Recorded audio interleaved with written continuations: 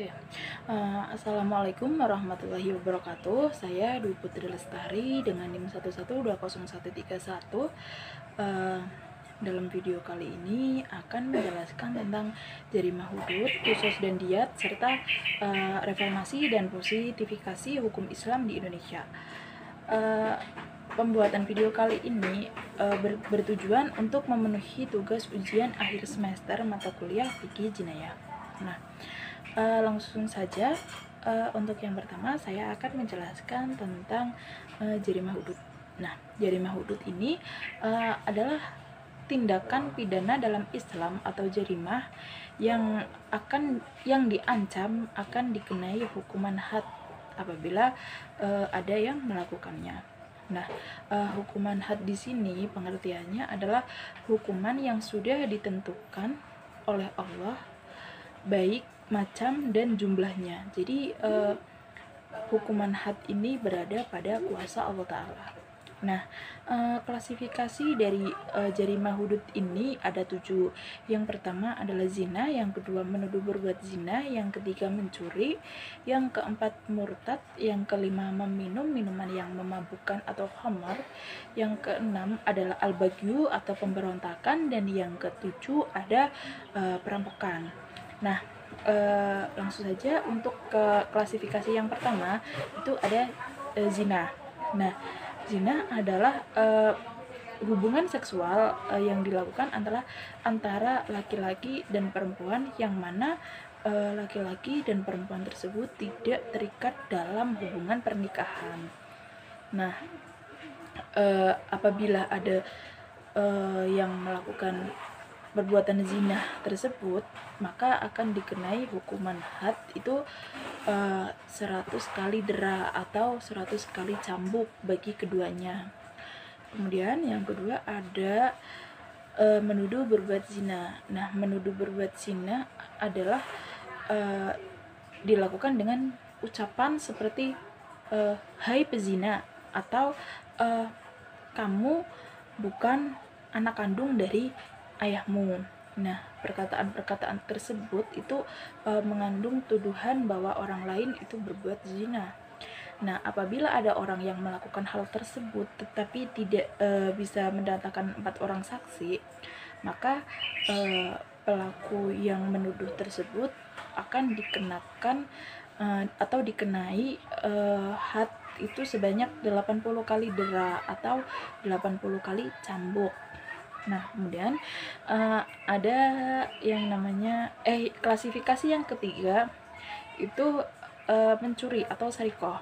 Nah, mencuri adalah mengambil harta orang lain dengan cara diam-diam atau sembunyi-sembunyi dari tempat penyimpanan yang biasanya. Nah, dalam pencurian ini terdapat yang namanya nisab pencurian atau batas minimal harta yang dicuri. Nah, apabila terdapat atau ada pelaku pencurian yang mencuri harta itu melebihi dari atau mencapai batas minimal atau nisab dari harta curian, itu akan dikenai hukuman had. Nah, tetapi apabila ada pencuri yang mencuri harta orang lain tetapi belum mencapai nisab pencurian, maka hanya dijatuhi hukuman takzir. Nah, apabila yang sudah mencapai nisab pencurian tersebut, itu hadnya adalah potong tangan. Begitu. Nah, terus ada kasus lagi, apabila seorang ayah mencuri harta anaknya, itu tidak dikenai hukuman had karena kasus tersebut itu karena kan yang diambil kan harta anaknya. Nah, sedangkan di dalam harta anaknya tersebut terdapat bagian harta untuk ayahnya. Jadi pencurian semacam itu adalah disebut pencurian subhat. Nah, jadi bagi pelakunya hanya dikenai teguran atau peringatan bahwa hal tersebut adalah bukan hal yang baik. Kemudian yang keempat itu ada murtad. Nah, murtad adalah keluar dari agama Islam menuju kepada kekafiran. Nah, murtad sendiri bisa dengan niat, ucapan, atau perbuatan-perbuatan yang menuju kepada kekafiran. Nah, apabila ada seseorang yang melakukan hal tersebut atau murtad, maka akan dikenai had, yaitu hukuman mati. Nah, kemudian yang kelima ada jarimah hudud, yaitu meminum minuman yang memabukkan atau khamar. Nah, apabila ada orang yang meminum minuman yang memabukkan atau khamar tersebut, maka akan dijatuhi had sebanyak 80 kali dera atau cambuk. Nah, yang selanjutnya ada al-bagyu atau pemberontakan. Nah, pemberontakan di sini adalah pemberontakan yang dilakukan oleh kelompok atau organisasi kepada kepala pemerintahan atau suatu negara, yang mana antara kelompok atau organisasi tersebut terdapat selisih paham tentang ketatanegaraan. Nah, pemberontakan ini apabila belum mengarah kepada peperangan, maka belum disebut sebagai jarimah hudud, tetapi hanya jarimah yang biasa saja. Namun apabila tindakan pemberontakan ini sudah mengarah kepada yang namanya peperangan, barulah dinamakan dengan tindakan hudud atau jarimah hudud, yang akan dikenai hukuman had. Itu hadnya adalah hukuman mati. Jadi apabila hal tersebut sudah mengarah kepada peperangan yang akan menyebabkan kerugian kepada orang banyak, jadi hukumannya atau hadnya adalah hukuman mati. Kemudian yang terakhir dalam klasifikasi jarimah hudud itu ada yang namanya hirabah atau perampokan. Nah, perampokan ini adalah pengambilan harta orang lain dengan cara memaksa atau membunuh orang yang memiliki harta tersebut. Jadi dirampok, kurang lebih begitu. Nah, apabila ada pelaku yang melakukan hal semacam ini, itu akan dikenai hukuman mati, disalib, atau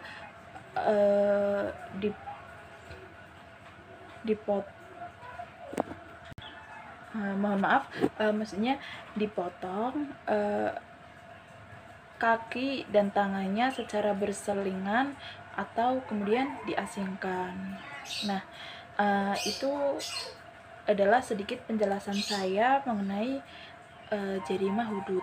Nah, kemudian saya akan menjelaskan tentang kisos dan diat. Nah, kisos adalah hukuman pokok yang diberikan kepada pelaku pembunuhan yang dilakukan secara sengaja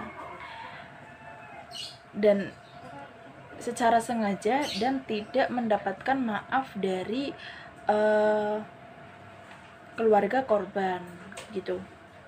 Nah, apabila keluarga dari korban pembunuhan sengaja ini kok ternyata memaafkan pelaku, maka kisos ini tidak berlaku bagi pelaku tersebut, melainkan pelaku tersebut wajib membayar hukuman pengganti atau diat.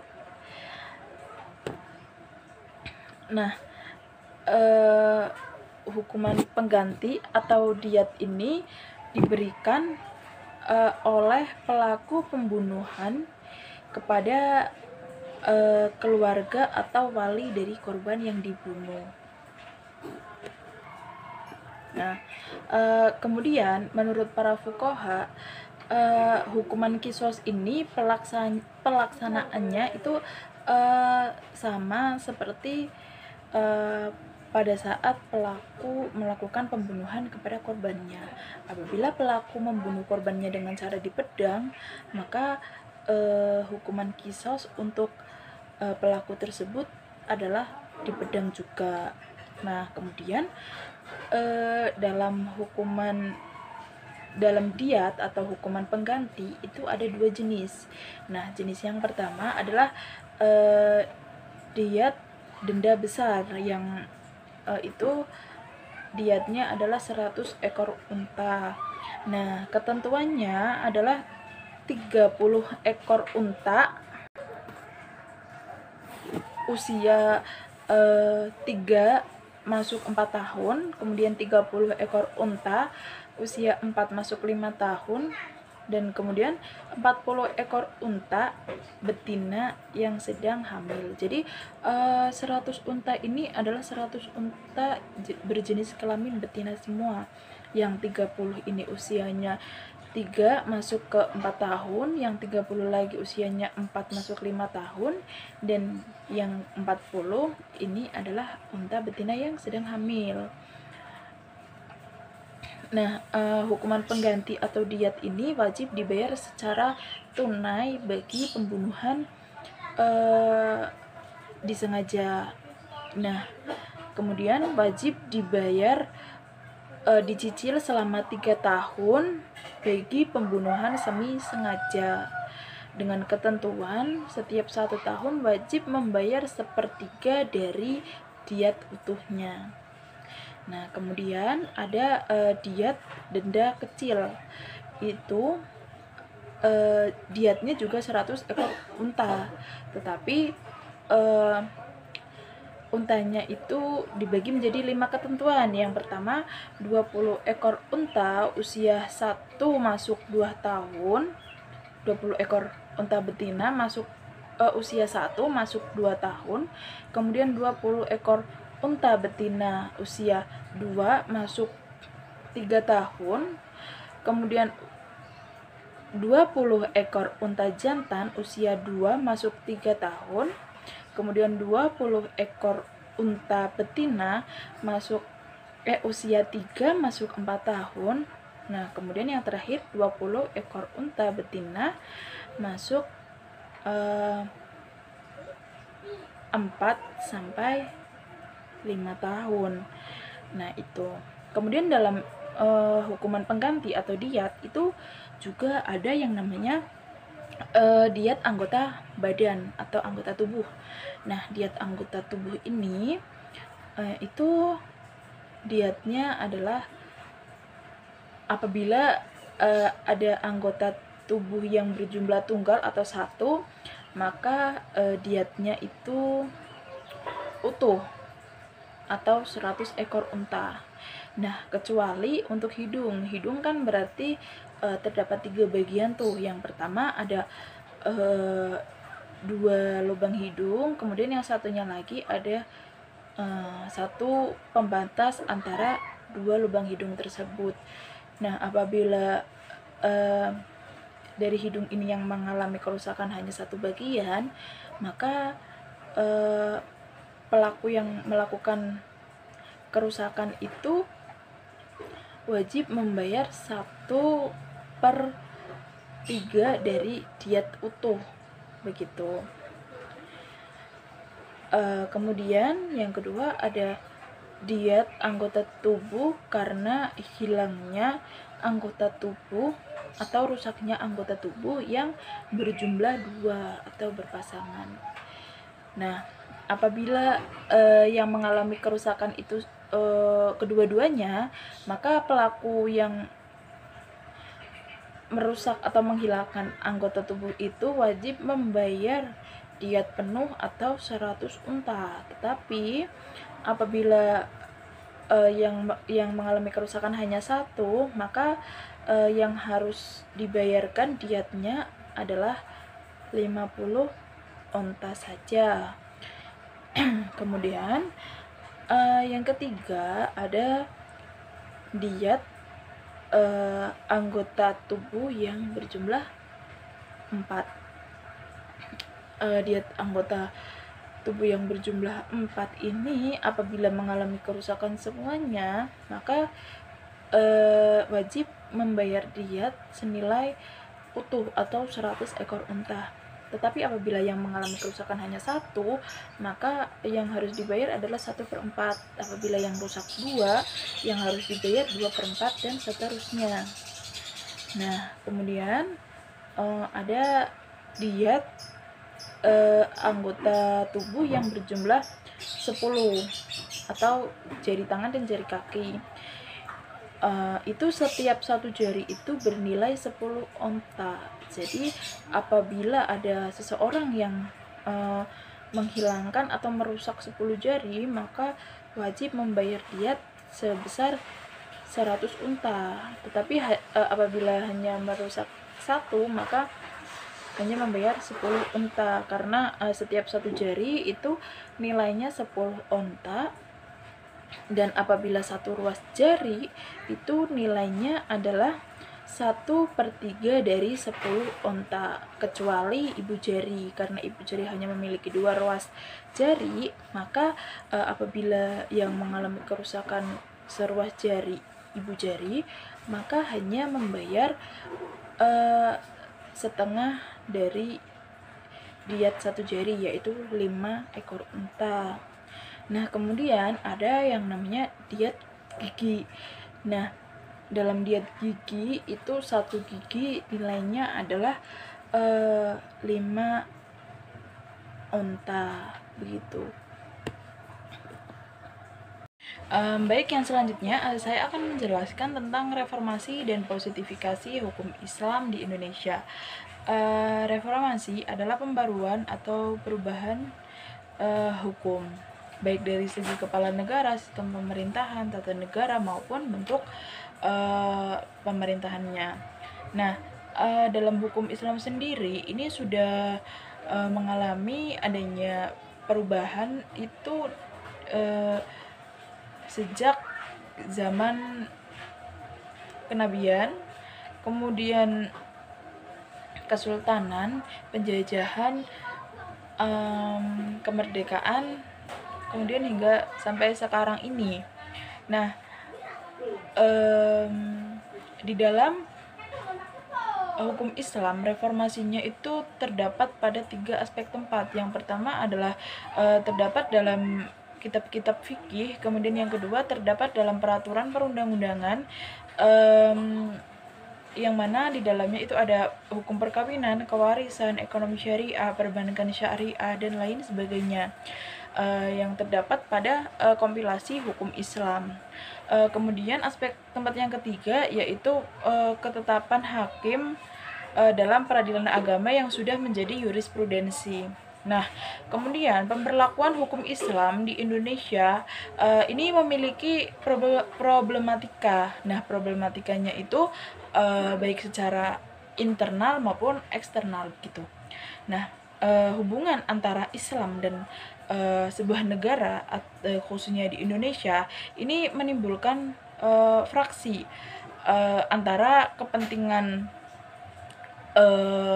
kaum muslimin dengan negara Indonesia atau kepentingan negara. Nah, Islam sebagai agama memberlakukan nilai normatif bagi umatnya, tetapi negara Indonesia tidak mungkin memberlakukan nilai yang tidak diterima oleh semua warga negara yang berasal dari keyakinan, kepercayaan, dan agama yang berlainan.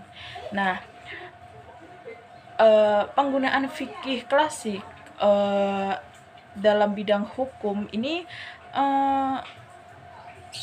penggunaan fikih klasik dalam bidang hukum Islam kontemporer ini nampaknya tidak lagi bisa merespon problematika hukum Islam yang terjadi dalam masyarakat hari ini.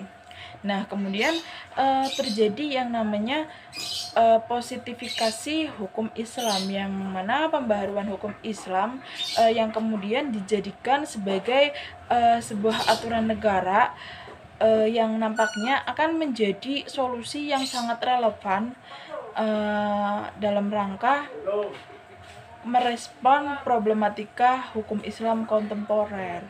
Nah, kurang lebih Begitu penjelasan tentang positifikasi hukum Islam di Indonesia. Nah, sekian video yang dapat saya sampaikan, materi yang bisa saya jelaskan tentang jarimah hudud, qisas dan diat, serta positifikasi hukum Islam di Indonesia. Kemudian saya memohon maaf apabila dalam ucapan atau penjelasan dalam video ini itu ada sebuah kesalahan. Dan saya ucapkan terima kasih. Semoga video kali ini dapat memenuhi tugas ujian akhir semester mata kuliah Fikih Jinayah. Sekian terima kasih dari saya. Wassalamualaikum warahmatullahi wabarakatuh.